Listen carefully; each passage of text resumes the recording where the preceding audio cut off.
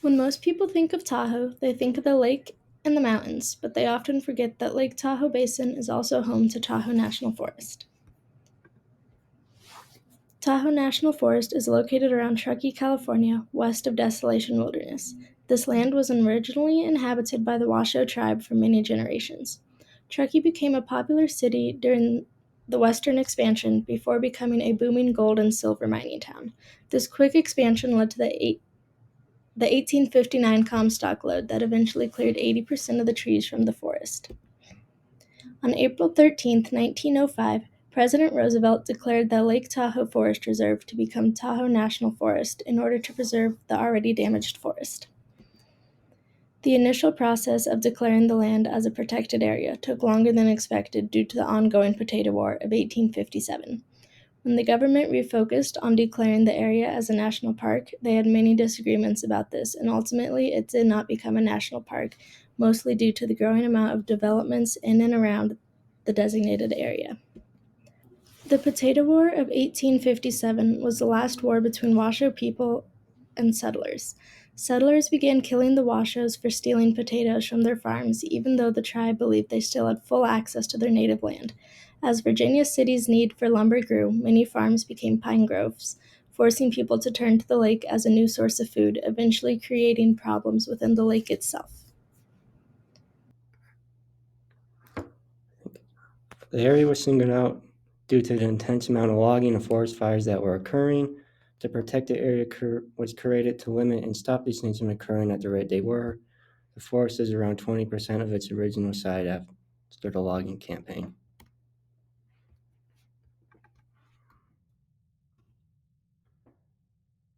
Threats in that Tahoe National Forest include bark beetles, cryptobit fungus, and parasitic plants.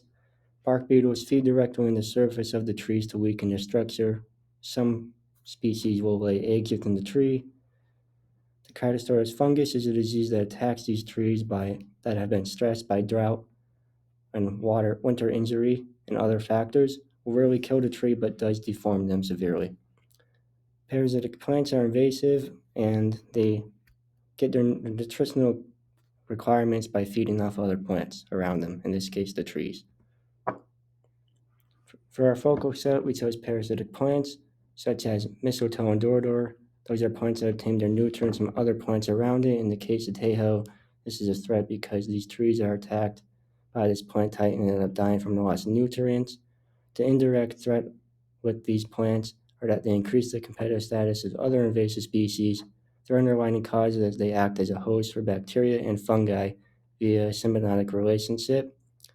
History has not influenced the threat because it is still new to the area, but they are working to contain it by reinforcing soil health and tree health.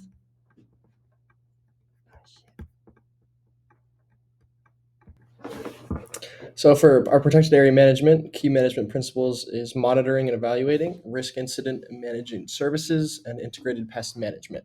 The Forest Rangeland Renewable Resources Planning Act, or RPA, as amended by the National Forest Management Act, establishes a process for developing, amending, and revising land management plans for the national forests. This act has been successful in the allocation of resources to the national forest as shown in the National Forest System. The Forest Service proposes to conduct vegetation treatments, fuels reduction, watershed improvements, and road management treatments on approximately 5,195 acres of the Sierraville Ranger District inside Tahoe National Forest. For our protected area management continued, we're going to talk about forest pest firsts, an integrated pest management, or IPM, approach, which recognizes pest management as an integral part of timber and other resource management. It is used to prevent and reduce unacceptable pest-related damage to Tahoe National Forest.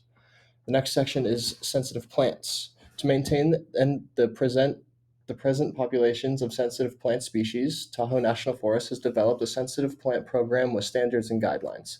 They ensure that sensitive plants species are considered in all forest projects. The risk to sensitive plants and their habitats was determined by the number of acres proposed for ground disturbing activities. Also, in relation to our focal threat, is that it is important to note that the parasitic plants are more likely to form and live longer in areas where soil conditions and roots of other plants are weak.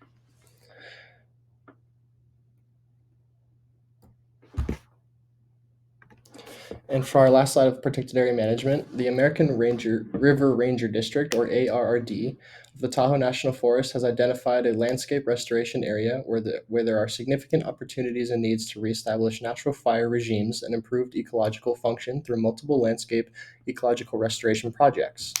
The Middle Fork of the American River Restoration Project area is located within 1.2 million acre American River Basin. Land ownership within the proposal area is primarily federal ownership with some private in holdings and urban interface areas. All the above management plans listed apply to the protected area and main threat at hand in order to manage and treat the quality of the landscape, soil, and invasive species. Management needed to be improved because the parasitic plants do best in areas where things are not controlled, where plans are all working together and threats in the area can be effectively managed.